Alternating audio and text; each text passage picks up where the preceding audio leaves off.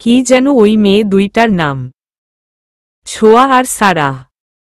আদব কায়দা বলে কিচ্ছুই নেই। ছেলেদের আবার মেয়ে বন্ধু কিরে? ছেলেদের হবে ছেলে বন্ধু আর মেয়েদের হবে মেয়ে বন্ধু। কতগুলা উচ্ছৃঙ্খল উগ্র ছেলে মেয়ের সাথে মেলামেশা করে লেখাপড়া উচ্ছন্নে গিয়েছে। যে ছেলে ক্লাসে ফার্স্ট হতো সে বছরে বছরে পরীক্ষায় ফেল করছে। বন্ধুই হলো যত নষ্টের গোড়া। আমার প্রথমেই ভুল হয়েছে এই আজে বাজে বন্ধুদের সাথে তোমাকে মিশতে দেওয়া। মানুষ যাদের সাথে মিশে তাদের রুচিও তেমন হয়। রাস্তার ছেলে মেয়ের সাথে মিশে মিশে রাস্তার মেয়ের চেয়েও খারাপ মেয়েকে ঘরের বউ করার রুচি হয়েছে তোমার। এই যে তোমার বন্ধুরা, এদের যদি পারিবারিক শিক্ষা থাকতো এসব ঘটানোর আগে অ্যাটলিস্ট আমাকে জানাতো। ওদের কি পরিবার বলে কিছু আছে? ওদের মা বাবাকে পেলে জিজ্ঞেস করতাম কি শিক্ষা দিয়েছে ওদের। মৃন্ময়ের শরীর রাগে থরথর করে কাঁপছে। ওর বন্ধুরা হলো প্রাণের অধিক প্রিয়। সারা জীবন বন্ধুদের কেউ কিছু বললে মৃন্ময় তাদের ছাড়েনি। ধেয়ে গিয়েছে গায়ে হাত তোলার জন্য। সে কোনো দিন ভাবতেও পারেনি তার বাবার দ্বারা তারা বন্ধুরা এত আঘাত পাবে। মৃন্ময়ের বাবা এতগুলা কথা বললেন অথচ তন্ময় আর দীপ মাথা নিচু করে দাঁড়িয়ে আছে। একটা কথার ও প্রতিবাদ করছে না। এত জঘন্য কথার জন্য ওরা একটা কথার প্রতিবাদ করলেও তো করতে পারত, কিন্তু ওরা তা করছে না। মৃন্ময় রাগে কাঁপতে কাঁপতে তরীর হাত ছাড়ল। ড্রয়িং রুমে থাকা বড় মাটির ফুলদানি তুলে আছাড় মারল। সাথে সাথে তরী এক হাত লাফিয়ে উঠল ভয়ে। ভয় ওর আত্মাটা যেন উড়ে গেল। মৃন্ময় রাগ কন্ট্রোল করতে পারছে না।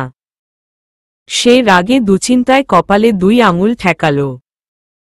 তারপর বাবার দিকে তাকিয়ে বলল, দেখো বাবা, দেখো, তুমি কাদের পারিবারিক শিক্ষা নিয়ে প্রশ্ন তুলছ?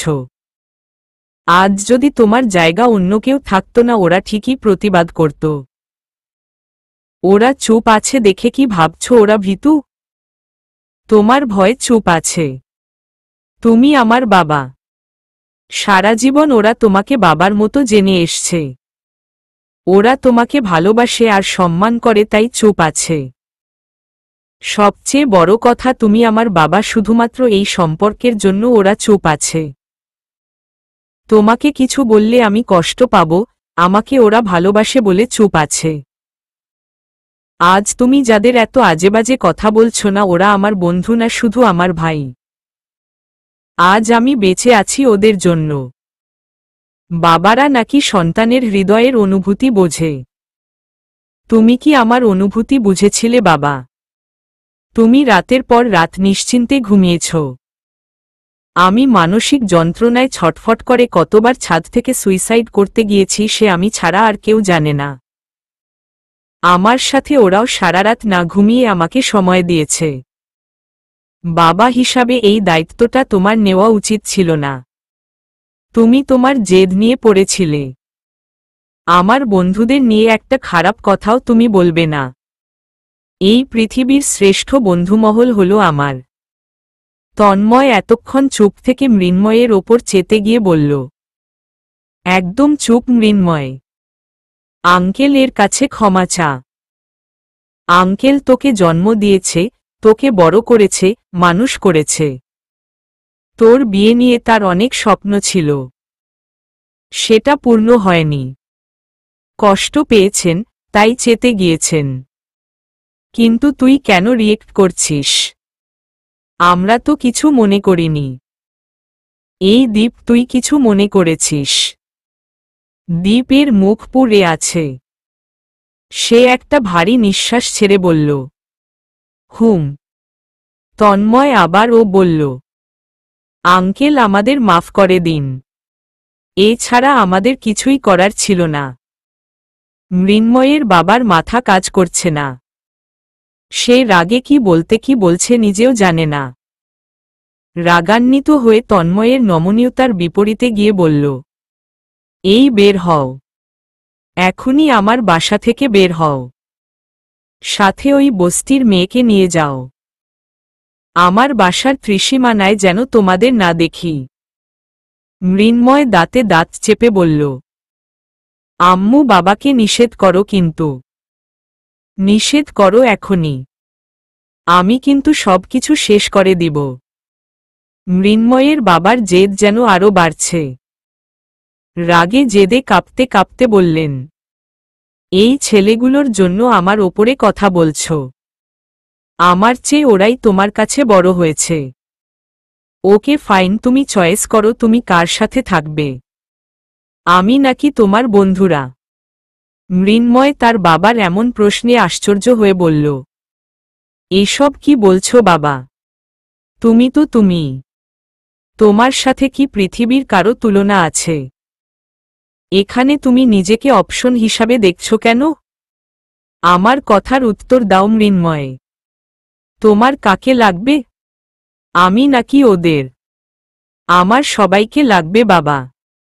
তোমাকে আমার কসম দিচ্ছি যে কোনো এক সাইড বেছে নিতে হবে তোমার। তুমি যদি আমাকেও চাও, বন্ধুদেরও চাও, তাহলে আমাকে পাবা না।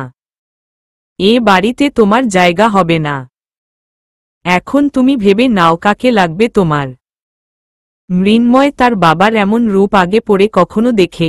তার বাবা একটু রাগী, কিন্তু এই জেদি তেজি বাবাকে সে আগে পড়ে দেখেনি। মৃন্ময় ও কঠিন গলায় বলল, তুমি বাবা হয়ে যদি আমাকে এভাবে শর্তে ফেলে দাও, আমার আবেগ অনুভূতি নিয়ে খেলা করো, তাহলে লাগবে না আমার এ বাড়ি। আমি ওদের সাথেই থাকব। আর যদি বলি আমাকে চাও নাকি ওই মেয়েটা নাকি এই ছেলেগুলো, তাহলে কি করবে? আমি আবারও বলছি বাবা, তুমি আমার হৃদয়ে বসবাস করো।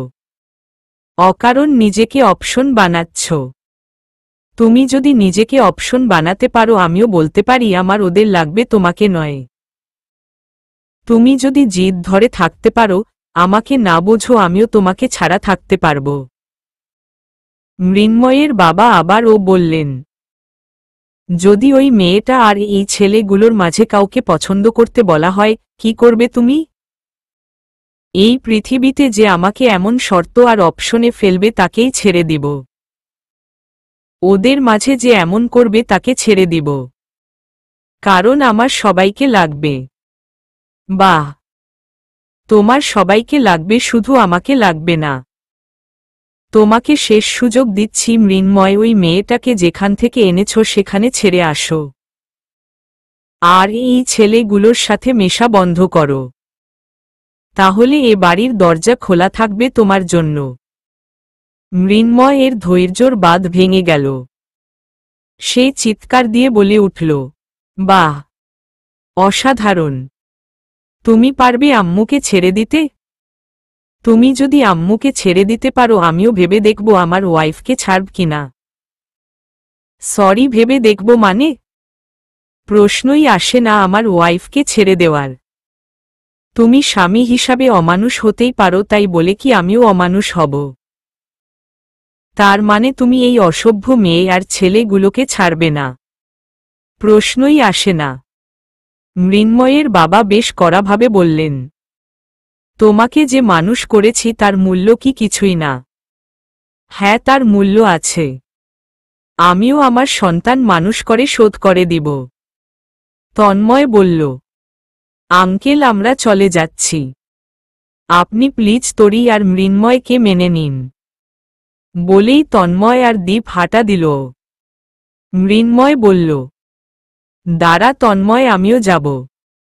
বলেই তরির হাত ধরল। তরি কাঁদতে কাঁদতে হেঁচকি তুলে ফেলল। সব কিছুর জন্য কেন যেন নিজেকেই দোষী মনে হচ্ছে। মুখ ফুটে কিছুই বলতে পারছে না। পিহু কাঁদতে কাঁদতে বলল, প্লিজ বাবা, ভাইয়াকে যেতে দিও না। ভাইয়াকে ছাড়া থাকতে পারবো না। মৃন্ময়ের আম্মু বলল, এত বাড়াবাড়ি না করলেও পারতে। মৃন্ময় তরির হাত ধরে বলল, এই তোমার বাড়ি ছেড়ে যাচ্ছি, আর কোনো দিন ফিরব না বাবা। বলেই হাঁটা দিল। তন্ময় আর দীপ পেছনে ফিরে তাকাল। মৃন্ময়ের বাবাকে শেষবারের মতো রিকোয়েস্ট করে বলল, আঙ্কেল আপনি তরিকে মেনে নিন। আমরা কোনো দিন আর মৃন্ময়ের সাথে মিশব না। মৃন্ময়ের বাবা ওদের দিকে না তাকিয়েই বললেন, তোমরা ওর সাথে মিশো না না মিশো তা নিয়ে আমার কোনো সমস্যা নেই, কিন্তু আমি কোনো দিন ওই মেয়েকে মেনে নিব না, আমি বেঁচে থাকতে না। মৃন্ময় তন্ময় আর দীপকে বলল, প্লিজ তোরা রিকোয়েস্ট করিস না, আর আমার সাথে মিশবি না মানে? আমার ফ্যামিলি লাগবে না ভাই। তোদের লাগবে, আমার ফ্যামিলির অবস্থা কি দেখছিস তো? কি বলবো আর, চল এখান থেকে। আমার স্ত্রীর সম্মান নেই যেখানে সেখানে থাকব না আমি। বলেই ওরা হাঁটা দিল। তখনই মৃন্ময়ের বাবা পেছনে থেকে ডাকল, মেয়েটির হাত থেকে বালা দুটো খুলে রেখে যাও। ওই বালা পরার যোগ্যতা এ মেয়ের নেই। তুমি জানো ওতে কতটুকু স্বর্ণ আছে? মৃন্ময় যেন আকাশ থেকে পড়ল তার বাবার কথা শুনে। তার বাবা শেষ অবধি এতটা নিচে নামতে পারল। সে ভেবেছিল বাবা পেছনে থেকে ডেকে বলবে, যাস না, তুই ছাড়া আমার আর কে আছে? মৃন্ময়ের চোখ দুটো ছলছল করে উঠল। তন্ময় আর দীপ অবাক চোখে তাকিয়ে আছে মৃন্ময়ের বাবার নিষ্ঠুরতার দিকে।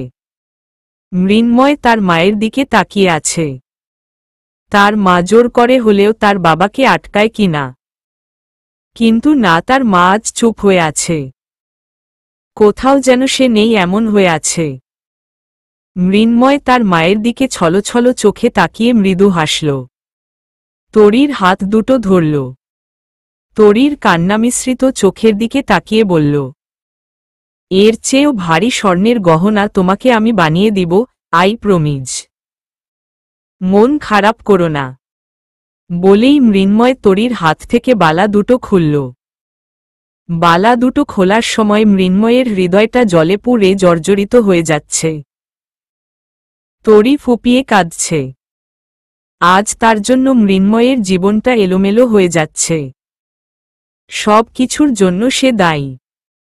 জন্ম থেকেই সে অভাগা। যেখানে যায় সব ধ্বংস হয়ে যায়। মৃন্ময় বালা দুটো খুলে ওর বাবার হাতে দিয়ে বলল, নাও তোমার কোটি টাকা দামের অমূল্য সম্পদ বাবা। আমার কাছে এর চেয়ে দামি তরি। স্বর্ণ চাইলেই টাকা দিয়ে কেনা যায়, কিন্তু তরির মতো একটা সরল মেয়ে টাকা দিয়ে কেনা যাবে না। ওর মতো খাঁটি হীরা টাকার বিনিময়ে পাব না। আমার বন্ধুরা হীরার চেয়েও দামি, যা অর্থের অঙ্কে পরিমাপযোগ্য নয়। খালি তুমি যদি একটু মন নরম করতে আজ আমি অনেক সুখী হতে পারতাম। বলেই মৃন্ময় হাঁটা দিল। মৃন্ময়ের বাবা পেছনে থেকে ডেকে বললেন, শেষবার বলছি মৃন্ময়, আমি কিন্তু সব পিহুর নামে লিখে দিব। ওদের হাত ছেড়ে ফিরে আসো। মৃন্ময় আর পেছনে ফিরে তাকাল না। সে তরি আর তন্ময় আর দীপের হাত শক্ত করে ধরে বলল, জীবনে যতদিন বেঁচে থাকব তোমার সম্পত্তির কিছুই স্পর্শ করব না, মনে রেখো। তোমার ছেলেকে তুমি ভালো করেই চিনো বাবা। তোমার ছেলের জিদ নিশ্চয়ই ভুলে যাওনি। পিহু হাউমাউ করে কেঁদে উঠে বলল, বাবা ভাইয়াকে আটকাও, তরিকে মেনে নাও। মৃন্ময়ের বাবা পিহুর দিকে রাগান্বিত চোখে তাকিয়ে বললেন, দরজা খোলা আছে, তুমিও যেতে পারো। চোখের পানি মুছতে মুছতে মৃন্ময় তরি আর তন্ময় আর দীপের সাথে বেরিয়ে গেল। ওদের কারোর মুখে কোনো কথা নেই, শুধু তরি হু হু করে কাঁদছে।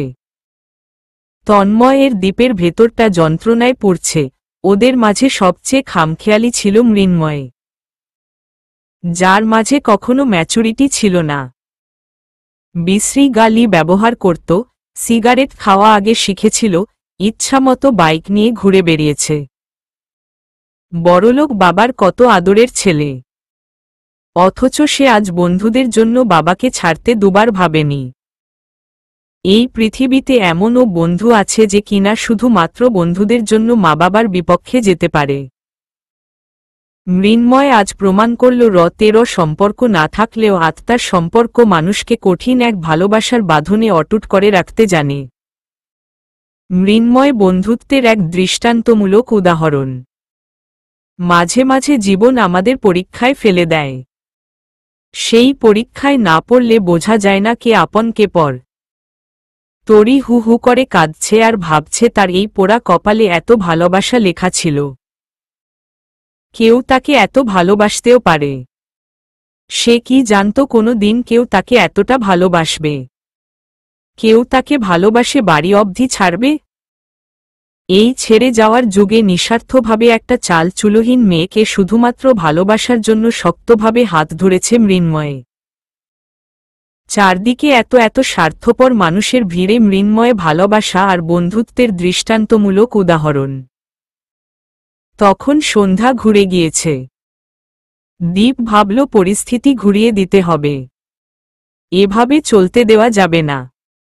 তরির কান্না আটকাতে হবে। মৃন্ময়কেও স্বাভাবিক করতে হবে। তন্ময় আর দীপ দুজনে ইশারা করাকরি করল।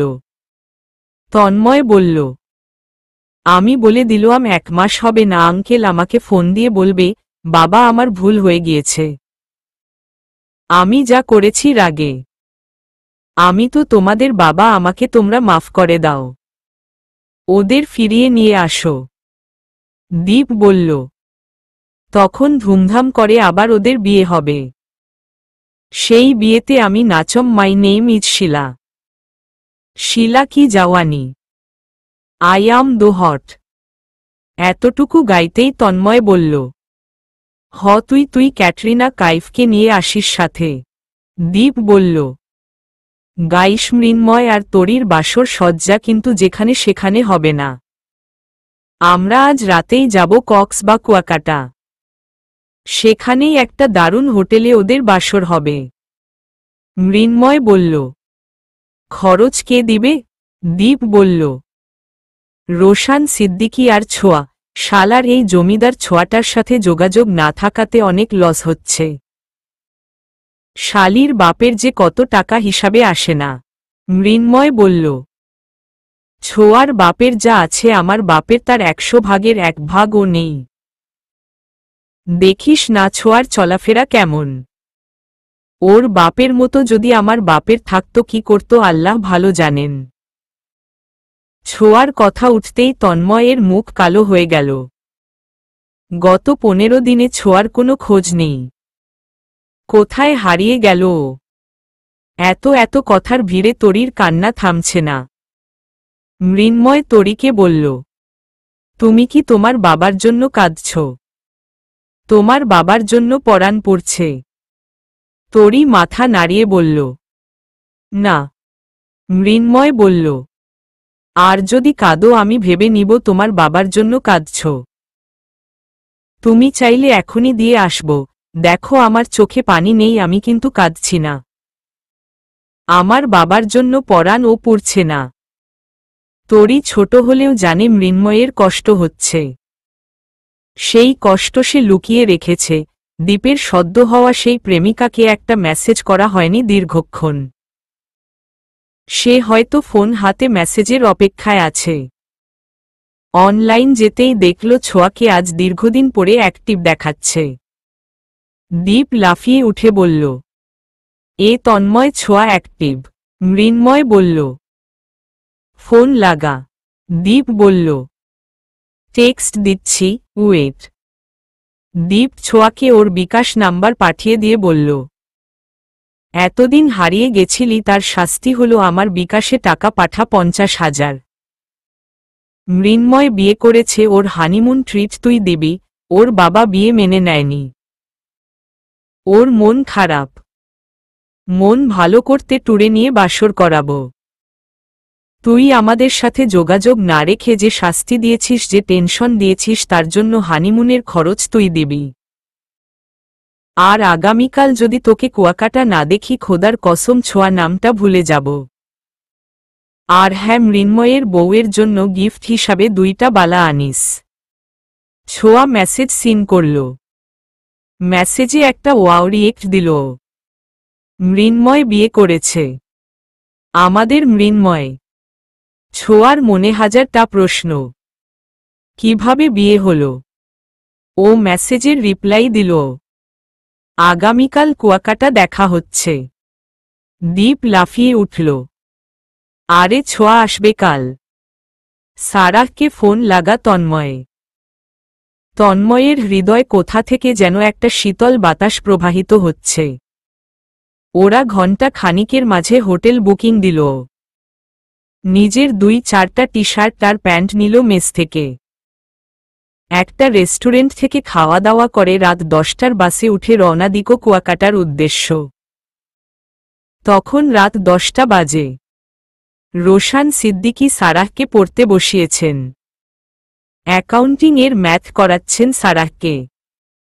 সারাহ ম্যাথ করতে করতে ক্লান্ত হয়ে বলল, এই জন্যই কি বিয়ে করেছিলাম যে বিয়ের পর সারারাত জামাইয়ের কাছে অঙ্ক করব।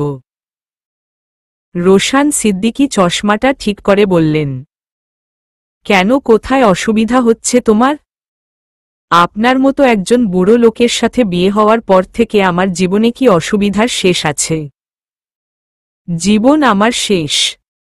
আমার জীবন তেজপাতা হয়ে গিয়েছে। জীবনে কত শখ ছিল, আমার স্বামী আমাকে বলবে, তোমাকে দিয়ে আমি চাকরি করাবো না। তোমার ইনকাম খাওয়ার মতো ইচ্ছা আমার নেই। তোমার এত পড়া লাগবে না। বছর বছর 2-4টে বাচ্চা জন্ম দিয়ে আমার বংশের বাতি জ্বালাও। রোশান সিদ্দিকী অবাক হয়ে ভ্রু কুঁচকালেন। ভ্রু কুঁচকে বললেন, বছরে 2-4টে বাচ্চা? How is it possible? এটা আর কি এমন ব্যাপার?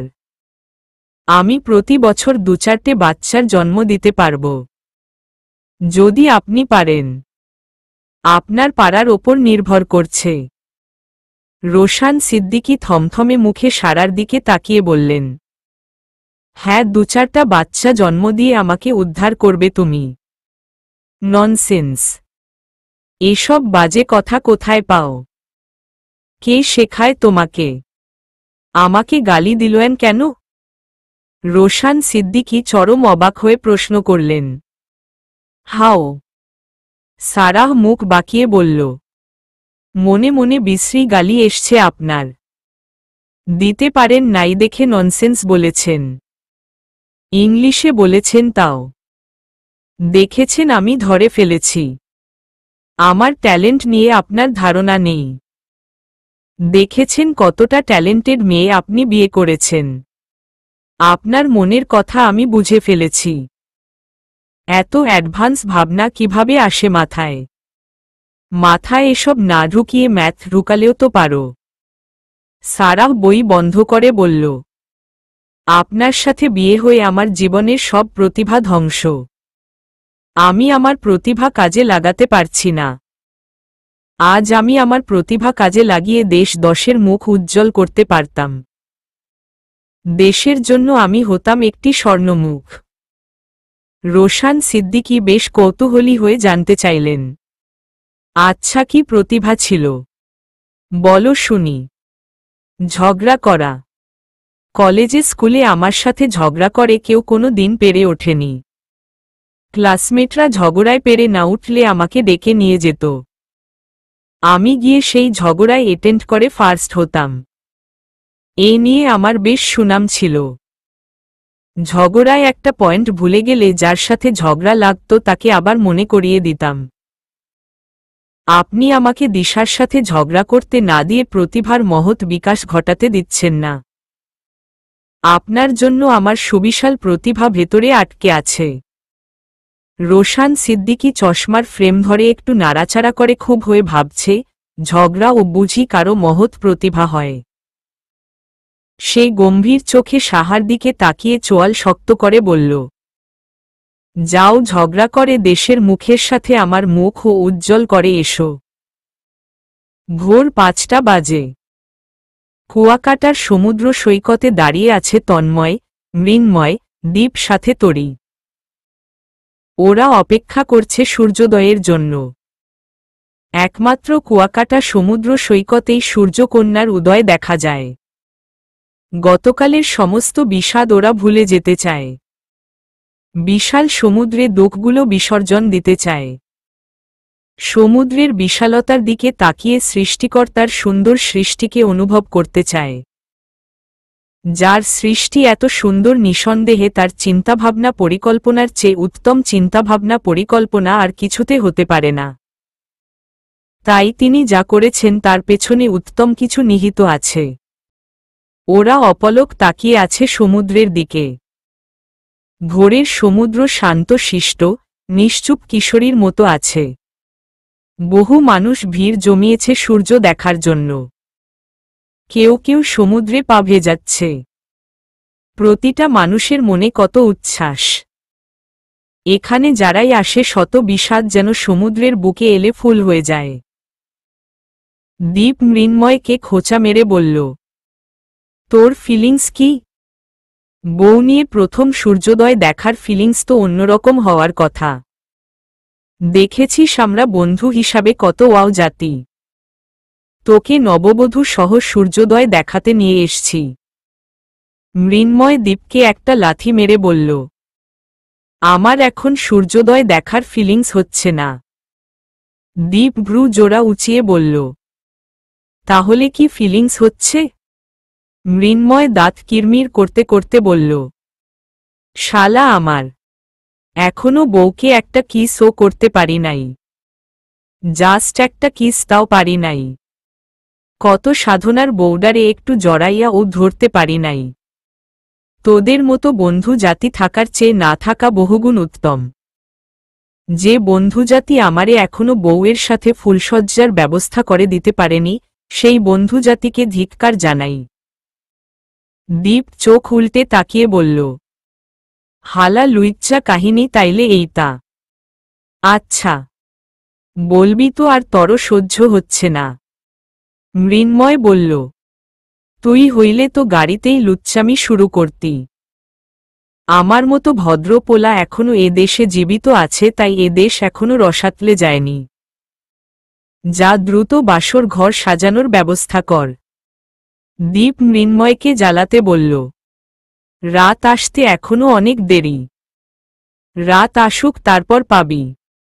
আরে লারপো, আমি টায়ার্ড। আমার বউ ও টায়ার্ড। আমাদের এখন রেস্ট দরকার। ঘুমোতে চাই। কিন্তু বিয়ের পর প্রথম ঘুম ফুল দ্বারা সজ্জিত বিছানা ছাড়া ঘুমানো সম্ভব নয়। তাই দ্রুত ঘর সাজা। তন্ময় বুকে হাত বেঁধে দাঁড়িয়ে আছে। তার দৃষ্টি সরাসরি সমুদ্রের দিকে। তন্ময়ের চিন্তা ভাবনা ম্যাচুরিটি দীপ আর মৃন্ময়ের থেকে অনেকটা আলাদা। যাকে মাঝে মাঝে আগামী দিনের রোশান সিদ্দিকী বলে ডাকা হয়। রোশান সিদ্দিকীর অনেক গুণই তোসর মাঝে আছে। রোশান সিদ্দিকী ভালোবাসা প্রকাশ করতে জানে না, তন্ময় ছোঁয়াকে ভালোবেসে ভালোবাসা প্রকাশ করেছে বহুবার। তন্ময় মহাসমুদ্রে তাকিয়ে ভাবছে আজ ছোঁয়া আসবে, আবার দেখা হবে। ও কি আমার হয়ে আসবে? নাকি আবার ও বিচ্ছেদের তীব্র যন্ত্রণা দিতে ফিরে আসবে? ও কি আমার জন্য ফুল নিয়ে আসবে নাকি কাঁটা? ও হাজারবার আমাকে অপমান করলেও ছুঁড়ে ফেললেও আমি ওকে গ্রহণ করব। ভীষণ ভালোবেসে গ্রহণ করব। পৃথিবীর কেউ জানে না তন্ময়ের বাবা জীবিত। সে কোনো দিন কারো সামনে বাবা জীবিত এ পরিচয় দেয়নি। রাগে ঘৃণায় জিদে কোনো দিন বাবার নাম উচ্চারণ করেনি। পৃথিবীর সবাই জানে ছোটবেলায় তন্ময়ের বাবা মারা গিয়েছে। বাবার অঢেল অর্থ থাকলেও কোনো দিন অধিকার নিয়ে যায়নি সে। আজ যদি বাবা ভালো হতেন, তন্ময়ের একটা সুন্দর পরিবার হতো। হয়তো ছোঁয়ার বাবা ও মেনে নিতেন তাদের ভালোবাসা। পৃথিবীর সবার চোখে ছোঁয়া খারাপ হলেও তন্ময় জানে তার প্রতি ছোঁয়ার কি গভীর ভালোবাসা। গিফট দেওয়ার বাহানায় দামি ব্র্যান্ডের একাধিক শার্ট, টি শার্ট, জুতা গিফট করে যায় যে মেয়েটা, সে কি সত্যি ভালোবাসেনি? বিভিন্ন বাহানায় ডাবল খাতা, বই, নোটস কিনে আমাকে অ্যাকসেপ্ট করে দেওয়া মেয়েটা কি সত্যি ভালোবাসেনি? ছোঁয়ার ভালোবাসা গভীর, গভীর থেকে গভীর, যেটা কেউ জানে না। দীপ তন্ময়কে ডাকল। এই রোশান সিদ্দিকী ভার্সন 2। তন্ময় ফিরে তাকাল। দীপ বলল, দেখ সূর্য উঠছে। তন্ময় দীর্ঘশ্বাস ছেড়ে বলল, পৃথিবীর বুক এখন আলোকিত হবে, কিন্তু আমার বুক তো অন্ধকারে ঢাকা। দীপ বলল, আরে তো সূর্য আজ চাঁদ হয়ে ধরা দেবে। ওইদিকে রোশান স্যার আর সারাহও আসছে। এই সমুদ্র কাঁপলে ভরে যাবে। এই সিঙ্গলে দ্বীপ শুধু বসে বসে কপাল চাপড়াবে। এই ছাড়া আছে কি আমার কপালে? আমি আর সমুদ্র আজ থেকে BF and GF. I love you মহা ডার্লিং সমুদ্র। মৃন্ময় বলল, মেসেঞ্জারে সারাদিন যে ফুসফুস করে ভয়েসে চুম্মা পাঠাইস সেইটা কে? আর কতকাল একাধিক জিএফ থাকতেও সিঙ্গেল হওয়ার নাটক করবি?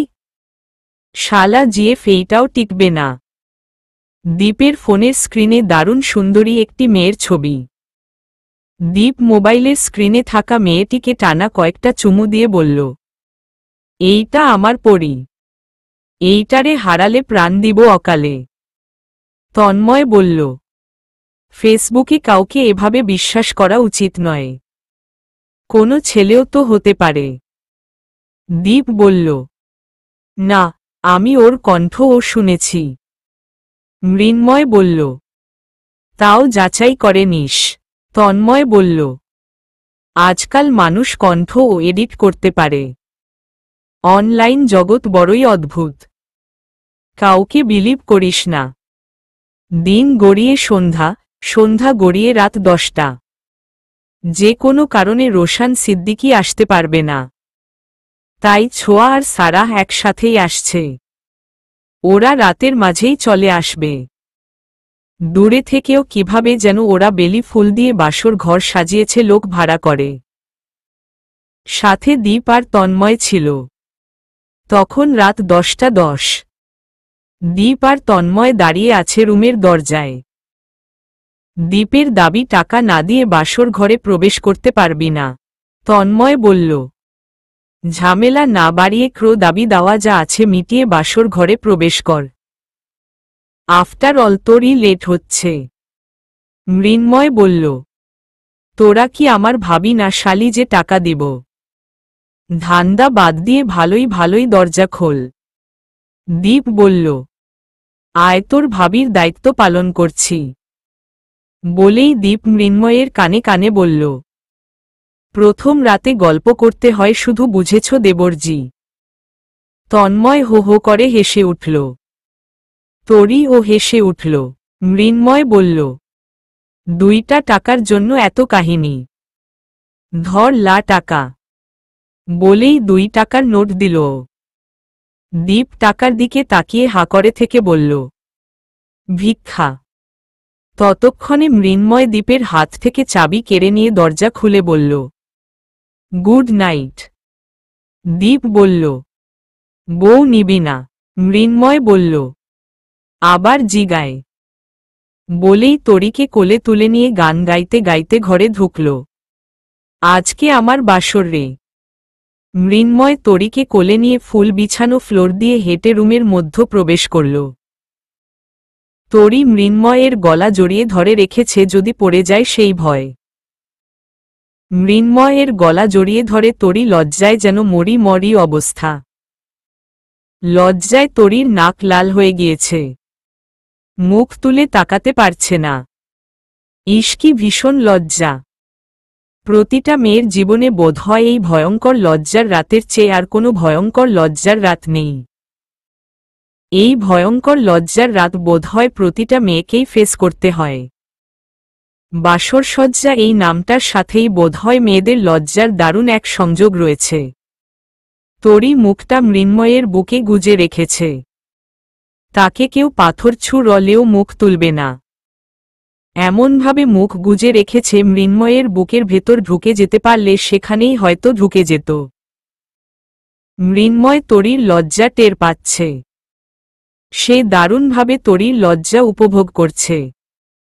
তরির এই লজ্জা মৃন্ময়কে অদেখা, অজানা এক অনুভূতির ঘ্রাণ দিচ্ছে।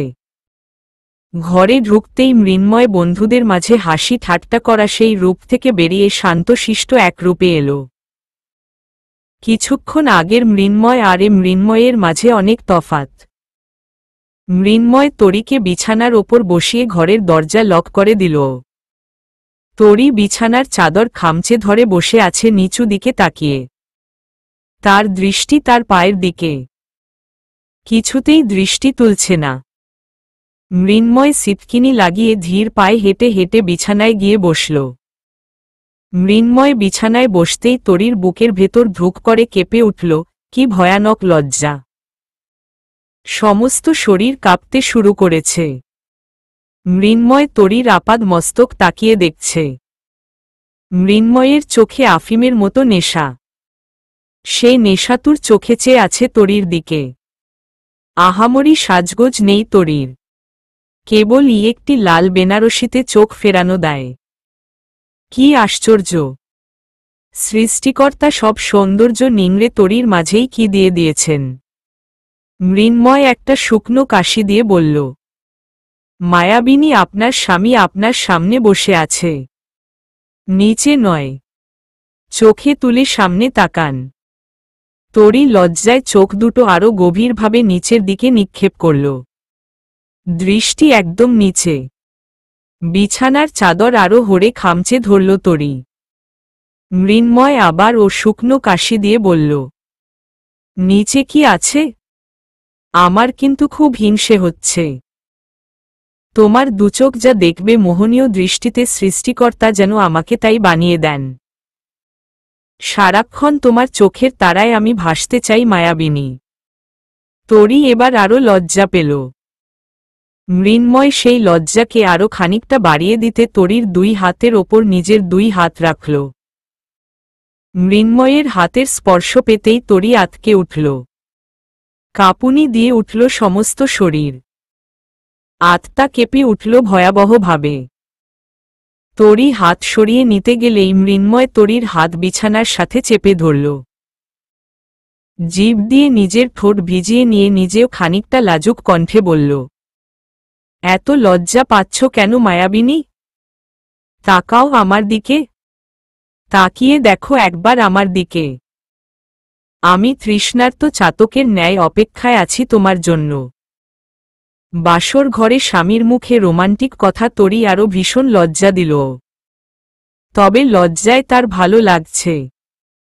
নতুন এক অনুভূতির সৃষ্টি করছে ভেতরে। দূর থেকে অদ্ভুত এক সুবাস তার নাকে আসছে। নতুন এক অনুভূতি তার ভেতরে সৃষ্টি হচ্ছে। এই অনুভূতির নাম কি তরী জানে না। এই অনুভূতির নাম ভালোবাসা। পৃথিবীতে এই একটাই অনুভূতি আছে যা মানুষের বেঁচে থাকার আনন্দ দ্বিগুণ বাড়িয়ে দেয়। মৃন্ময় তরীর থুতনি ধরে মুখ তুলল। তরী চোখ বন্ধ করে রেখেছে। মৃন্ময় তরীর মুখের দিকে তাকিয়ে বলল, মাশাল্লাহ। চোখ খোলো। তরীর ভীষণ লজ্জা করছে। সে আস্তে ধীরে চোখ খুলল। চোখ খুলেই মৃন্ময়ের মুখের দিকে তাকাল। তরী তাকাতেই মৃন্ময় বিশ্বজয়ের একটা হাসি দিল। সেই হাসি দেখে তরী লজ্জায় আবার চোখ নামাল। চারদিকে ফুল আর ফুল, বেলি ফুলের মিষ্টি সুবাসে মৌ মৌ করছে চারদিক। এত এত ফুলের মাঝে তরীকেই বেশি মিষ্টি লাগছে। হঠাৎ মৃন্ময় খেয়াল করল, তরীকে ভয়াবহ সুন্দরী লাগছে। অদেখা এক মোহনীয়া মৃন্ময়কে টানছে। এত মোহনীয় কেন দেখাচ্ছে তাকে? অদ্ভুত এক শক্তি ভেতর থেকে মৃন্ময়কে তরীর দিকে টানছে। ঠিক যেমন হ্যামিলিয়নের বাঁশিওয়ালার বাঁশির সুর। মৃন্ময়ের পরনে সাদামাটা একটা মেরুন রঙের পাঞ্জাবি। যদিও এটা দীপ সাজেস্ট করেছে পরার জন্য। তরীর লাল রঙের শাড়ির সাথে ম্যাচিং করার জন্য। তরীর লজ্জায় লাল হয়ে বসে আছে। চারদিকে বেলি ফুলের সুবাস। শুধু বেলি ফুল দিয়ে বাসর ঘর সাজিয়েছে। বেলি ফুলের এত অপূর্ব ঘ্রাণ মৃন্ময় আগে খেয়াল করেনি। ফুলের সুঘ্রাণে মাতোয়ারা হয়ে মৃন্ময় মোমবাতির পাশে রাখা ফুলের ডালা থেকে একটা বেলি ফুলের গাজরা নিয়ে তরীর খোপায় গুজে দিল। মৃন্ময়ের হাতের স্পর্শে তরী কেঁপে উঠল। তরীর কম্পন মৃন্ময়কে আরো নেশালো করে তুলল। সে তরীর খোপায় নাক ডোবালো ফুলের ঘ্রাণ নিতে। খোপা থেকে নাক আর ঠোঁট এসে ডুবল তরীর ঘাড় আর গলায়। অদ্ভুত এক শিহরণে তরী বিদ্যুতের ন্যায় কেঁপে উঠে ছুটে পালাল। ছুটে পালাবে কোথায়? বন্ধ ঘরে লুকানোর জায়গা নেই। লজ্জায় সে আজ মারায় যাবে। ছুটে গিয়ে ওয়ালে মুখ লুকাল। মৃন্ময় সেই লজ্জা দ্বিগুণ বাড়িয়ে দিতে তরীকে পেছনে থেকে জড়িয়ে ধরল। সাথে সাথে তরীর সর্বাঙ্গ কেঁপে উঠল। মৃন্ময় আলতো করে তরীর গালে চুমু দিতেই থাকল। সেই চুমুতে লজ্জা আর ভালো লাগার মিশ্রিত। তরীর ভালো লাগছে, মৃন্ময়ের স্পর্শ তার ভালো লাগছে, এই ভালো লাগা থেকেই দুজন দুজনের আরও কাছাকাছি হল। পবিত্র আলিঙ্গন, পবিত্র স্পর্শে শুরু হল নতুন যাত্রা। দুই জোড়া পা, এক জোড়া পা ধবধবে সাদা, আরেক জোড়া পা শ্যামলা কিছুটা। গোড়ালি থেকে প্যান্ট খানিকটা ওপরের দিকে ভাঁজ করে রাখা। সমুদ্রের তীরে পা ভিজিয়ে হেঁটে চলেছে। একজন খুব গুরুগম্ভীরভাবে হেঁটে চলেছে, আরেকজন প্রচুর কথা বলছে। গুরু গম্ভীরভাবে তন্ময় ছাড়া আর কে থাকবে? প্রচুর কথা বলা ছেলেটি দীপ ছাড়া আর কে হবে? জীবনের অন্যতম সেরা মুহূর্তের মাঝে এই মুহূর্তটা বোধহয় সর্বশ্রেষ্ঠ সুন্দর। নিজের বেস্ট ফ্রেন্ডের সাথে সমুদ্রে পা ভিজিয়ে হাঁটা। কিছু মুহূর্ত থাকে অন্যতম সুন্দর। কে বলেছে শুধু প্রেমিকার সাথে একান্তে সময় কাটাতে পারলে সেই সময় বিশেষ হয়? বন্ধুর মতো বন্ধু থাকলেও সময়গুলো বিশেষের চেয়েও বিশেষ হয়। এই মুহূর্তে দীপ সেই সময় দিয়ে অতিক্রম করছে। কিন্তু তন্ময় ওর মনে কি চলছে? সমুদ্রের ভয়ঙ্কর জলোচ্ছ্বাসের চেয়েও জলোচ্ছ্বাস চলছে ওর মনে। কারণ একটাই, সেটা হলো ছোঁয়া। ও কেন আসছে? কি উদ্দেশ্য আসছে? ভেঙে যাওয়া তন্ময়কে কি ভয়ানক কোনো আঘাত দিয়ে সমুদ্রে ভাসিয়ে দিতে চায়? নাকি মহাসমুদ্রে ডুবে যাওয়া তন্ময়কে টেনে নতুন পৃথিবী দিতে চায়? দীপ হঠাৎ তন্ময়ের পায়ের দিকে তাকাল। দীপের দৃষ্টি আটকে গেল তন্ময়ের পায়ে। ফর্সা ধবধবে পায়ে কালো পশমের আবরণ। কি দারুণ দেখাচ্ছে! দীপ ছেলে হয়েও মুগ্ধ হল। মুগ্ধ চোখে তাকিয়ে বলল। তন্ময় মাঝে মাঝে ভাবি, সৃষ্টিকর্তার যদি একটা নিখুঁত সৃষ্টি থাকে সেটা বোধহয় তুই। আমি একটা ছেলে হয়েও তোর পাজোড়া থেকে দৃষ্টি সরাতে পারছি না। এত সুন্দর কোনো ছেলের পা হতে পারে? তন্ময় এতক্ষণ কিছু একটা নিয়ে চিন্তিত ছিল। দীপের কথা শুনে কিঞ্চিত হেসে বলল, কি নিয়ে পিছে লাগবি সেটা ভাবছিস? না ভাবছি, এত সেক্সি পা তোর। কত শত মেয়ে ক্রাশ খাচ্ছে। ছেলেরাও সেক্সি হয়, জানতাম না।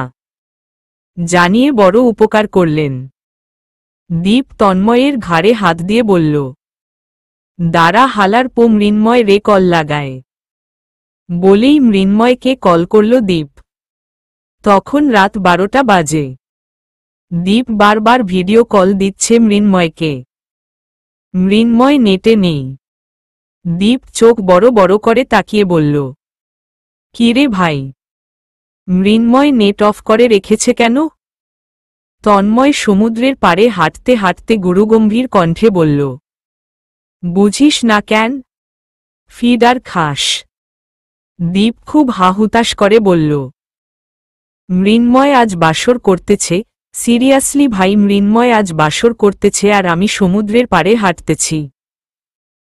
বয়স্ক হোক, বুড়ি হোক, ছুরি হোক, কালো হোক, ল্যাড়া হোক, কোনো মতে শ্বাস নিঃশ্বাস চলছে এরূপ একটি মেয়ে এনে হলেও এই রাতে আমার বিবাহের ব্যবস্থা কর। এমন সময় তন্ময় খেয়াল করল সাদা জর্জেট শাড়ি পরিহিত দুজন নারী হেঁটে আসছে। তন্ময়ের চোখজোড়া সবার আগে ঐশ্বরিয়ার মতো গড়নের চিকন ফর্সা মেয়েটার দিকে গেল। কি ভয়ঙ্কর সুন্দরী! যেন আসমানের চাঁদ সমুদ্রের তীরে নেমে এসেছে। সাথে সাথে তন্ময়ের হৃদস্পন্দনের মাঝে অস্বাভাবিকভাবে কম্পন শুরু হল। কেউ যেন হাতুড়ি দিয়ে পেটাচ্ছে। তন্ময়ের সর্বাঙ্গ কাঁপছে। সারা দুনিয়া ধরে ঘুরছে। কোনো সাধারণ মেয়েকে দেখে তো তন্ময়ের এমন হবার কথা নয়। এটা সাধারণ কোনো মেয়ে নয়। এটা ছোঁয়া, তন্ময়ের ছোঁয়া। যে মেয়েকে প্রথমবার দেখে হৃৎপিণ্ড থমকে গিয়েছিল তন্ময়ের। যে মেয়েকে দেখেই তীব্র প্রেমের নেশা জেগেছিল। তন্ময়ের ঠোঁট জোড়া থরথর করে কাঁপছে। ছোঁয়ার শাড়ির আঁচল বালু দিয়ে টানতে টানতে আসছে। সে ও দূর থেকে একদৃষ্টিতে তাকিয়ে আছে তন্ময়ের দিকে। চোখ দুটো ছলছল করছে। সারাহ অবাক হয়ে তাকিয়ে আছে তন্ময় আর ছোঁয়ার দুচোখের দৃষ্টির দিকে। দীপও অবাক হয়ে তাকিয়ে আছে। দুজন দুজনের কাছাকাছি যত আসছে ততই হৃদয়ের কম্পন বাড়ছে। দীর্ঘদিন পর ভালোবাসার মানুষের সাথে দেখা হওয়ার অনুভূতি তীব্র অস্থির অনুভূতি সৃষ্টি করে। তাও যদি হয় না হওয়া হারিয়ে যাওয়া ভালোবাসার দেখা। তন্ময় আর ছোঁয়ার দূরত্ব আর মাত্র সামান্য। কিন্তু তন্ময়ের কাছে মনে হচ্ছে ছোঁয়া এখনো তার থেকে অনেক দূরে। সে ছুঁতে গেলেই হারিয়ে যাবে।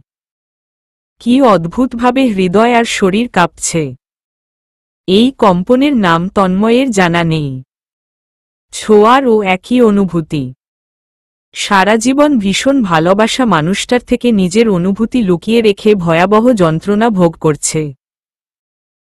পৃথিবীর কেউ জানে না ছোঁয়ার অপ্রকাশিত গভীর ভালোবাসার কথা। ভালোবেসেও প্রকাশ করতে না পারার যন্ত্রণা বড্ড ভয়াবহ রকমের হয়। ছোঁয়ার বুকটা যেন ভেঙে যাচ্ছে। কি নিদারুণ যাতবা। চোখ ভর্তি পানি নিয়ে অবশেষে দুজন দুজনের মুখোমুখি হল। দুজনের চোখ জোড়াই পানির সমুদ্র। দীপ সারাহকে ইশারা দিয়ে সাইডে নিয়ে গেল। তন্ময় আর ছোঁয়াকে স্পেস দিয়ে দিল। দুজন দুজনের দিকে কতক্ষণ তাকিয়ে রইল। দুজনের চোখ দিয়েই পানি পড়ছে। দুজনেরই ঠোঁট জোড়া কাঁপছে। কতখানি সময় অতিবাহিত হওয়ার পর ছোঁয়া আর নিজেকে কন্ট্রোল করতে পারল না।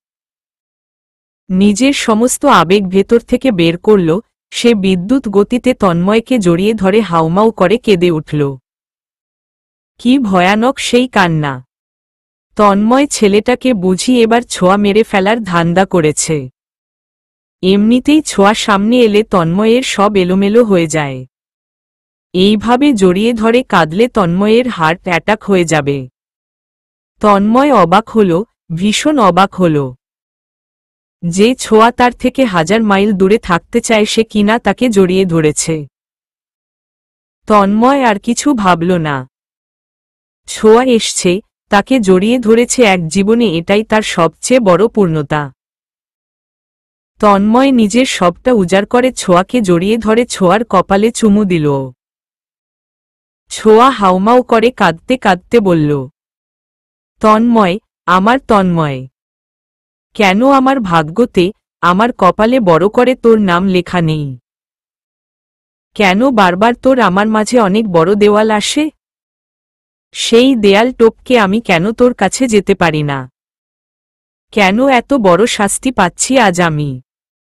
কেন এক জীবনে তোকে ভালোবাসার স্বাদ গ্রহণ করতে পারলাম না? এত ভয়াবহ বাজে জীবন কেন আমার হলো? আমি কি পাপ করেছি তন্ময়? কেন একটা স্বাধীন জীবন পেলাম না? যে জীবনে নিজের ইচ্ছামতো উড়তে পারব, যাকে ইচ্ছা তাকে ভালোবাসতে পারব, পৃথিবীর কেউ বাধা দিতে পারবে না। ছোঁয়ার কান্নায় দীপ আর সারার চোখ টলমল করছে। ছোঁয়ার কান্নায় করুণ আর্তনাদ।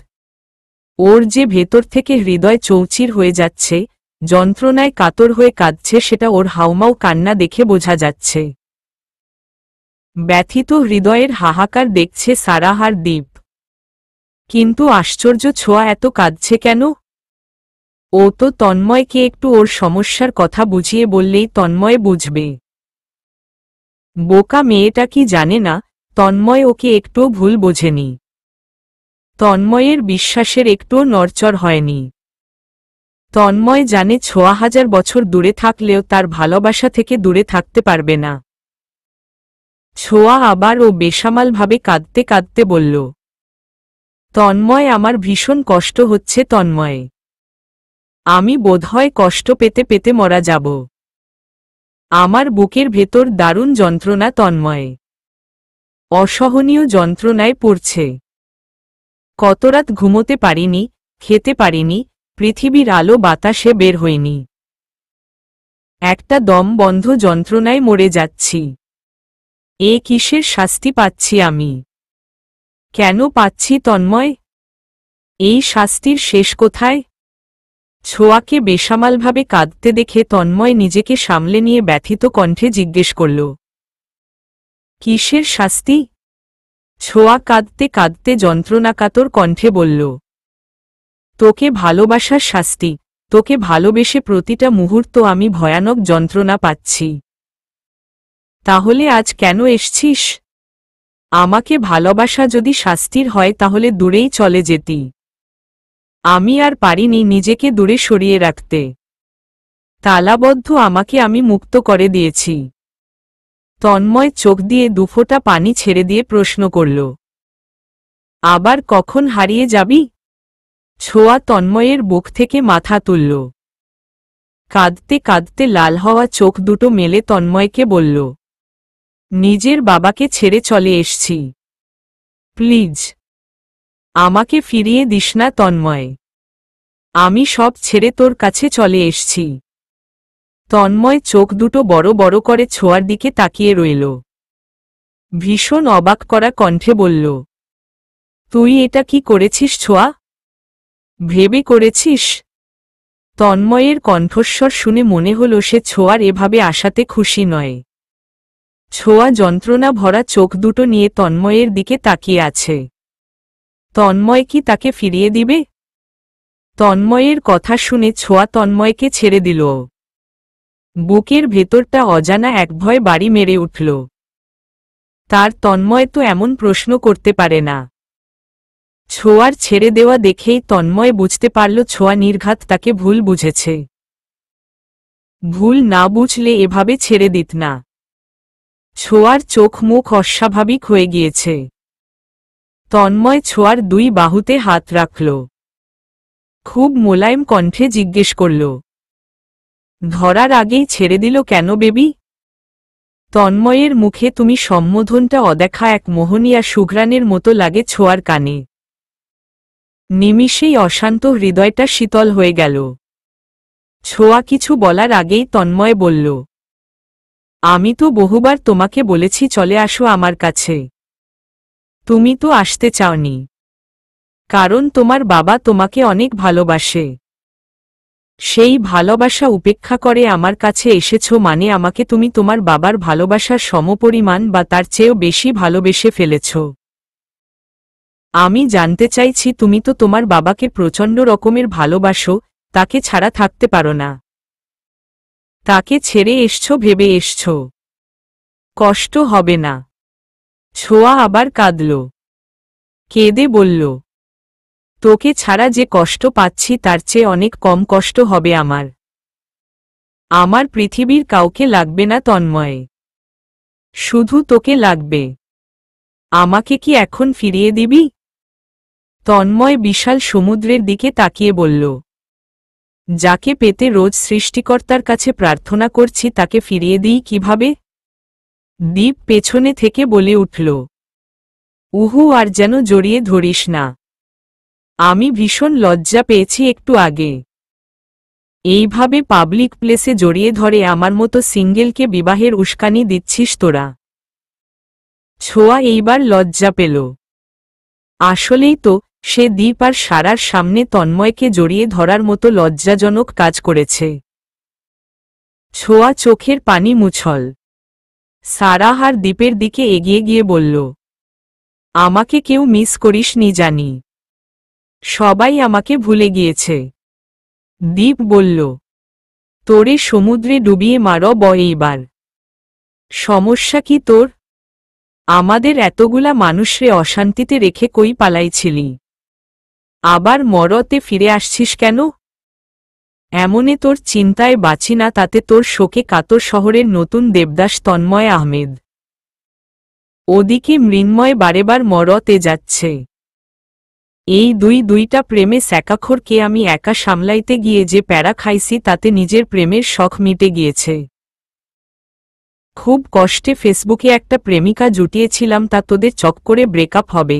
দুদিন ধরে অনলাইনেও দেখছি না। তোরা দুইটা যতটুকু জ্বালাইছিস তার চেয়েও হাজারগুণ জ্বালাব ব্রেকআপ হলে। রিভেঞ্জ কেমনে নিয়ে দেখিস। তন্ময় এগিয়ে এসে ভ্রু কুঁচকে বলল, তুই ও স্যাকা খাবি? সিরিয়াসলি?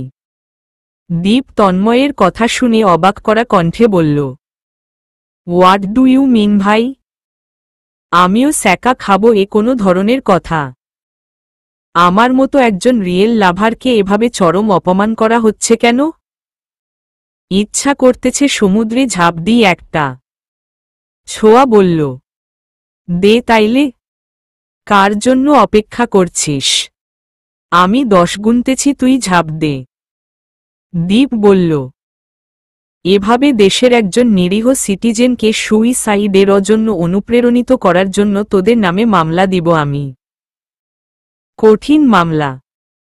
অনেকদিন পর ছোঁয়াকে পেয়ে ওরা ভীষণ খুশি আর আনন্দিত। ভেতর থেকে আনন্দ যেন উথাল পাথাল ভাবে ঢেউ খেলছে। কিন্তু সারা আজ নিশ্চুপ। দেখেই বোঝা যাচ্ছে সে অন্য মনস্ক হয়ে আছে। অন্য মনস্কভাবে ওদের কথায় সায় দিচ্ছে। অনিচ্ছাকৃত মৃদু হাসছে। সেই হাসিতে প্রাণ নেই। ব্যাপারটা সবার আগে তন্ময় খেয়াল করল। অন্য দিন হলে সারা একাই মাতিয়ে রাখত। কারণ ফ্রেন্ড সার্কালের মাঝে সারা সবচেয়ে কথা বলে। ওদের 6 জনের সর্দারনি সারা একা। সারার চোখের দৃষ্টি ওদের থেকে দূরে সাদা শার্ট পরিহিত একটা ছেলের দিকে। ছেলেটা ননস্টপ সিগারেট টানছে। এই ছেলেটা এইখানে কেন? সারা ওদের মাঝখান থেকে উঠে গেল। কিছুটা দূরে গিয়ে বেশ অবাক হল। সারার সন্দেহ ঠিক হল। এটা তো ওশান, সারার দেবর। ওশান কুয়াকাটা কখন এলো? বন্ধুদের সাথে নিশ্চয়ই ঘুরতে এসছে, কিন্তু আজব ব্যাপার। এত বড় সৈকতে ঘুরে ঘুরে ওশান তাদের কাছাকাছি কেন? তন্ময় বলল, চল তো সারার কি প্রবলেম দেখি। দীপ বলল, তোরা গল্প কর, আমি গিয়ে দেখছি ওরে জি ন ধরল কিনা। বলেই দীপ এগিয়ে গেল। দীপ সারার কাছাকাছি গিয়ে বলল, অ্যানি প্রবলেম সারা? সারা তন্ময় চোখে ওশানের দিকে থেকে বলল, না। এরই মাঝে ওশান ফোন কানে দিয়ে অন্যদিকে হেঁটে চলে গেল।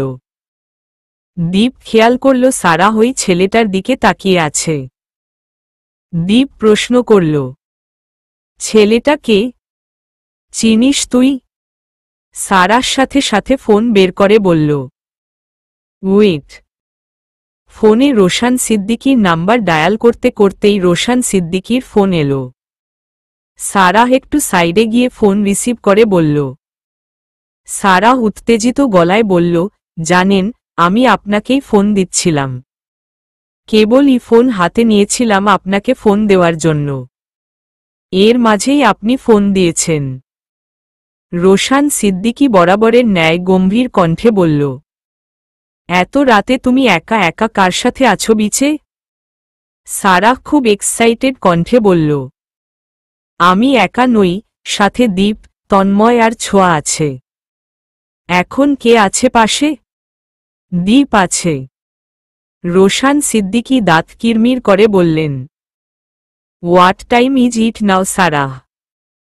এত রাতে তুমি দীপের সাথে কি করছো? তোমাকে আমি স্বাধীনতা দিয়েছি, তার মানে এই নয় তুমি আমার স্ত্রী হয়ে একা একা একটা ছেলের সাথে বিচ দিয়ে ঘুরে বেড়াবে। সারা ফিসফিসিয়ে বলল, ও একটা ছেলে নয়, ও দীপ। দীপ তাহলে ছেলে নয়? ছেলে বাট এমন কোনো ছেলে নয় যার দ্বারা আমার ক্ষতি হতে পারে। আরে দীপ কেন? আমি তো তোমার আপন ভাইয়ের সাথেও এত রাতে একা ছাড়ব না। তুমি বলেছিলে ছোঁয়ার সাথে থাকবে, সেটা না করে তুমি দীপের সাথে ঘুরছ। সারাহ কেঁদে দিল। কান্না ভেজা কণ্ঠে বলল, তাই বলে আপনি আমাকে বকবেন? আবার সন্দেহও করবেন? তাও আমার ফ্রেন্ডসদের সাথে। রোশান সিদ্দিকী বেশ ধমকের স্বরে বললেন, একদম কেঁদে আমাকে ইমোশনাল ব্ল্যাকমেইল করবে না সারাহ। তোমাকে নিয়ে আমি কতটা চিন্তিত সেটা তোমার ধারণা নেই। আমার মনে হচ্ছে আমার জান ভেতর থেকে বাহিরে বের হয়ে গিয়েছে। যতক্ষণ না খাঁচায় বন্দী করতে পারছি শান্তি পাচ্ছি না। বলেই রোশান সিদ্দিকী ফোন কেটে দিল। এমন সময় দীপ ফোনে কথা বলতে বলতে সারার কাছে এলো। ও ফোনে বলছে, জি স্যার। আচ্ছা স্যার, আপনি একটুও চিন্তা করবেন না, আমরা আছি, জান দিয়ে সারাহকে আগলে রাখব। সারাহ চোখের পানি আড়াল করে বলল, কে ফোন দিয়েছে? রোশান স্যার বললেন, তোকে যেন দেখে রাখি, তুই একটু ডিস্টার্ব আছিস। সত্যি অনেক ভাগ্য করে এমন কেয়ারিং স্বামী পাওয়া যায়। বাট কি হয়েছে তোর সারাহ?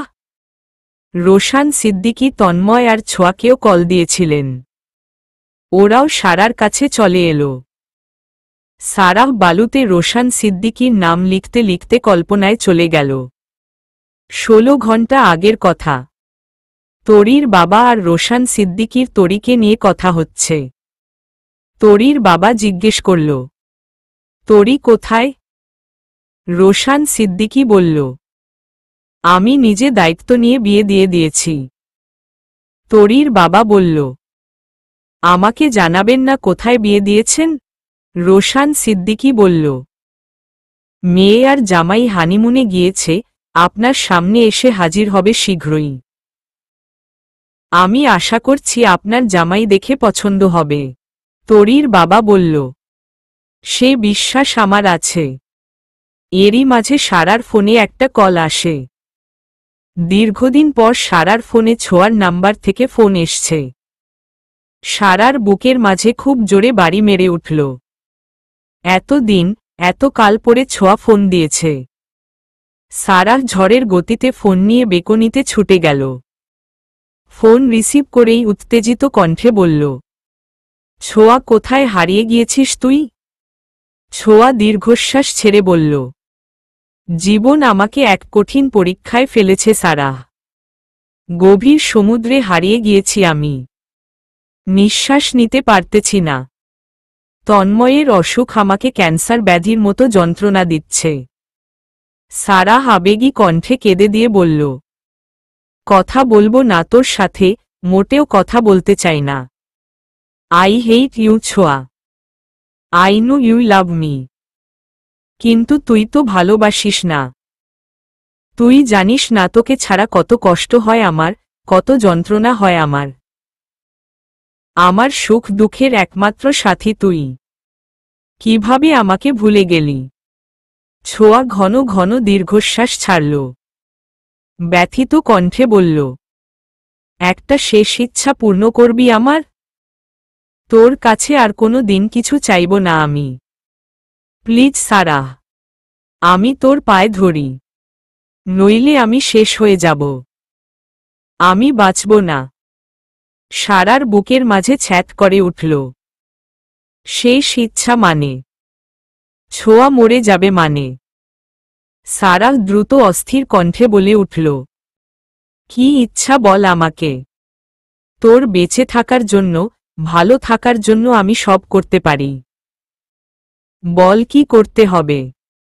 ছোঁয়া মিনিট খানিক দম নিল।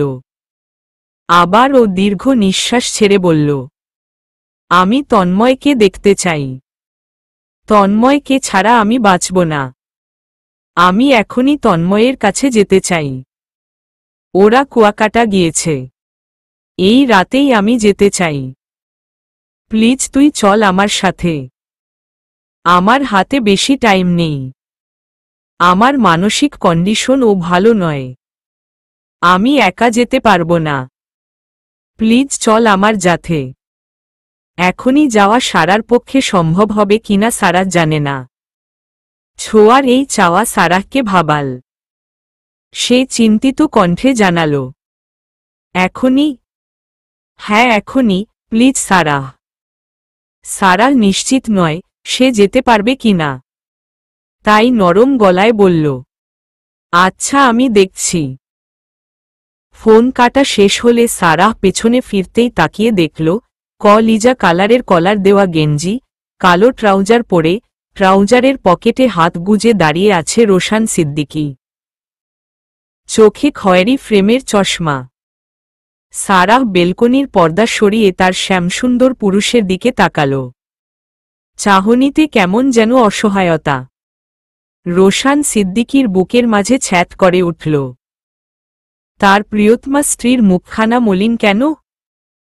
যে মুখের একটুখানি হাসি রোশান সিদ্দিকী ভালো থাকার মেডিসিন। সারার পরনে কালো প্লাজো, সাথে লং গেঞ্জি, গলার দুপাশে কালো জর্জেট ওড়না ঝুলানো। এমন ঘরোয়া পোশাকেও সারাহকে কেমন রানীর মতো লাগছে। রোশান সিদ্দিকী এক হাতে বেলকনির দরজা লাগিয়ে দিলেন, অন্য হাত দিয়ে সারার কোমর স্পর্শ করলেন। সেই স্পর্শের শিহরণে কেঁপে উঠল সারাহ। জিভ দিয়ে ঠোঁট জোড়া ভেজাল। রোশান সিদ্দিকীর এক হাত সারার কোমরে, আরেক হাতরও আঙুলগুলো সারার হাতের আঙুলের ভাঁজে রেখে দরজার সাথে চেপে ধরল সে হাত। দৃষ্টিজোড়া সারার চোখের তারায়। কতক্ষণ তাকিয়ে থেকে একটা উষ্ণ নিঃশ্বাস ছেড়ে বললেন, যার মুখের হাসির জন্য সারা শহরে আন্দোলনের বন্যা বইয়ে দিতে পারি, মিছিলে স্লোগানে ভরিয়ে দিতে পারি, সেই মুখ এমন মলিন কেন? মলিনতা কি মানায় এ চাঁদ মুখে? এই মুখ যখন হাসে না তখন মনে হয় চাঁদে যেন কলঙ্ক। রোশান সিদ্দিকীর কথা শুনে সারাহ আবেগী হয়ে পড়ল। কণ্ঠ ভিজে এলো। কি আশ্চর্য! এই মানুষটা তার মাঝে কি পেয়েছে? কেনই বা এত ভালোবাসে? কাউকে তাবিজ করলেও তো এতটা বসে থাকে না। সারাহ নিশ্চুপ হয়ে তাকিয়ে আছে রোশান সিদ্দিকীর দিকে। রোশান সিদ্দিকী সারার কোমর ধরে একটু টান দিল তার শিকে। এক টানে সারার মাথা গিয়ে রোশান সিদ্দিকীর বুকে পড়ল। রোশান সিদ্দিকী তখন সারার দুই গালে আলতো চুমুতে ভরিয়ে দিয়ে বলল, শুনতে পাও হৃদয়ের কম্পন? সারাহ রোশান সিদ্দিকীর বুকে মাথা রাখল। সত্যিই তার হৃদয়ের কম্পন শোনা যাচ্ছে। কিন্তু সারাহ অমনোযোগী। তার মন পড়ে আছে কিভাবে রোশান সিদ্দিকীর কানে কথাটা তুলবে। সে রোশান সিদ্দিকীর রোমান্সে সাড়া দিতে পারছে না। যতটুকু দিচ্ছে অন্যমনস্কভাবে। রোশান সিদ্দিকী দরজায় সারার আঙুলের ভাঁজে আঙুল রেখেই আরেক হাত দিয়ে সারাহকে জড়িয়ে ধরল নিজের সাথে। সারার কানে ঠোঁট মেশাল। শীষ দিয়ে যাওয়া পাখির মতো বলল, ভালোবাসো আমাকে? সারাহ অন্যমনস্কভাবে উত্তর দিল, বাসি। রোশান সিদ্দিকী কিঞ্চিত হাসল। সেই হাসিতে মাদকতা। হেসে জবাব দিল, তাহলে ভালোবাসি বলো। সারাহ ছোঁয়ার চিন্তায় মগ্ন হয়ে বলল, হুম বাসি। রোশান সিদ্দিকী সারার কানে আলতো চুমু দিয়ে বলল, কানে কানে বলো ভালোবাসি তোমাকে। সারাহ রোশান সিদ্দিকীর কানে কানে বলল, ভালোবাসি আপনাকে। রোশান সিদ্দিকী জোরালো আবদার করল, আপনি নয়, তুমি শুনতে চাই। সারাহ লজ্জা পেল। লজ্জামাখা কণ্ঠে বলল, ইস, এমন বয়স্ক লোককে তুমি বললে গুনাহ হবে না। রোশান সিদ্দিকী সারাহকে পাজা কোলে তুলে নিয়ে দুষ্টু কণ্ঠে বলল, এমন বয়স্ক লোকের সাথে রাতে ঘুমোতে লজ্জা লাগে না তাই না? আজ তোমার নিস্তার নেই। সারাহ রোশান সিদ্দিকীর বুকে মাথা গুজে আদুরে গলায় বলল, কেন মারবেন বুঝি? রোশান সিদ্দিকী সারার গালে চুমু দিয়ে বলল, এভাবে মারব, সারা রাত মারব। আমাকে বয়স্ক বুড়ো বলার শাস্তি পাবে আজ তুমি। সারাহ লজ্জায় রোশান সিদ্দিকীর বুকে নাক ঘষতে ঘষতে বলল, ছাড়ুন না, আমার লজ্জা করছে। আমি তো কিছুই করছি না, তাহলে লজ্জা কেন? তাহলে কোলে নিয়েছেন কেন? বউ তো বাচ্চা, বাচ্চাদের তো কোলে নিতেই হয়। বলেই সারাহকে বিছানায় ফেলে দিল রোশান সিদ্দিকী। সারাহ লজ্জায় অন্যদিকে মুখ ফিরিয়ে রইল। রোশান সিদ্দিকী নিজেও সারাহ ওপর ঝুঁকে পড়ল। সারার লজ্জা রাঙা মুখের দিকে তাকিয়ে বলল, ইস, ইস, কি সর্বনাশ! এইভাবে লজ্জা পেলে শেষ হয়ে যাব তো ম্যাডাম। আকাঙ্ক্ষা আরও বেড়ে যাবে। সারাহ উঠতে যেতেই রোশান সিদ্দিকী সারাহকে জড়িয়ে ধরে বলল, কোথায় যাচ্ছেন ম্যাডাম? আমার খুব লজ্জা লাগছে, ছাড়ুন। পড়তে বসব। It's romance time. সারাহ পড়ল মহা বিপদে। এখন কিভাবে সে বলবে সে এখন বাহিরে যেতে চায়? রোশান সিদ্দিকী আলতো করে নিজের ঠোঁটজোড়া সারার ঠোঁটে মিশিয়ে দিল।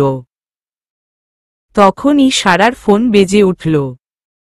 সারাহ ফোন হাতড়াতে লাগলে রোশান সিদ্দিকী সারার হাত ধরে বলল, ফোন ধরা যাবে না এখন।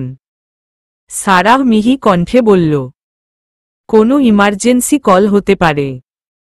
রোশান সিদ্দিকী ভারী গলায় বলল, এই টাইমটুকুর চেয়েও ইমার্জেন্সি টাইম আর হতে পারে না মিসেস সারাহ সিদ্দিকী। সারার ভেতরটা অস্থিরতায় ফেটে যাচ্ছে। নিশ্চয়ই ছোঁয়া ফোন দিচ্ছে। ক্রমাগত ফোন বেজে যাচ্ছে।